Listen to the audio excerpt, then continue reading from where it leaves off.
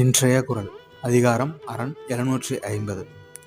இன்னைக்கு குறள் ரொம்ப அழகான ஒரு அற்புதமான ஒரு குறள். வாங்க அது என்னன்னு பார்த்துடலாம். எனைமாட்சி தாகிய கண்ணும் வினைமாட்சி இல்லார்கண் இல்லாது அரண். இதனுடைய பொருள் என்னன்னா, நாம் என்னதான் ஒரு வலுவான ஒரு சக்தி வாய்ந்த அரணை, ஒரு கோட்டையை கட்டி உள்ளே பாதுகாப்பாக இருந்து எதிரிகளுடன் போரிட்டாலும் உள்ளே இருப்பவர்கள், அதாவது கோட்டை என்னதான் வலுவாக இருந்தாலும் உள்ளே இருப்பவர்கள் போர்த்திறமையற்றவர்களாக சக்தி வாய்ந்தவர்களாக